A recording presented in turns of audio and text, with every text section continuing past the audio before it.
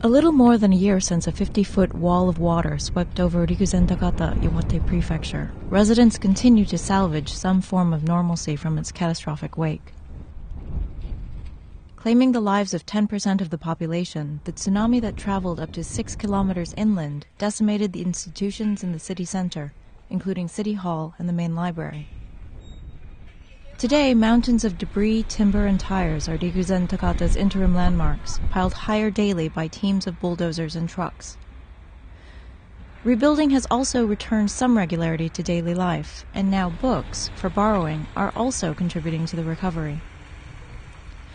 At 19 locations in Rikuzen-Takata, Ofunato, Otsushicho, and Yamada-machi, a van stops to offer tea and discussion, as well as a chance to borrow any of about 2,000 books. The non-profit Shanti Volunteer Association began the Iwate Mobile Library project in July last year, and the following month, Nissan donated an Atlas F24. That van has become a mobile library, one of 3 public libraries in the area, but the only one on wheels. Haruhiko Koga, chief of the Shanti Iwate office, said his team of 14 is just finishing a temporary library to house some nearly 30,000 books at the Mobilia campsite in Rikuzen-Takata. That's where about 168 families, displaced by the tsunami, now live. Most of those in Shanti's database, primarily women in their 50s and 60s, like books on knitting, gardening, and cooking. But Koga said it took a while for people to want to read again. When we started our activities, you could sense that some people didn't feel like reading books, or if they did, it didn't change their moods. As time went on, you could tell that reading relaxed people, and they could socialize at their leisure with others.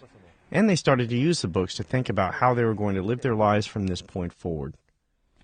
Nissan has donated a second Atlas that will be on Iwate roads from June, while sharing operation costs. At the Nissan Gallery in Yokohama, a touchscreen display while reading award-winning children's books translates into a small donation toward the Iwate project.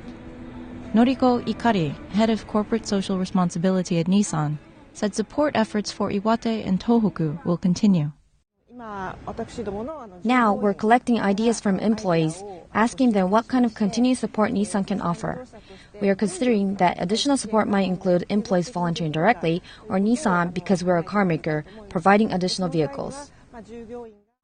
Koga said Shanti's activities will likely continue in Rikuzen-Takata until the city builds a permanent library.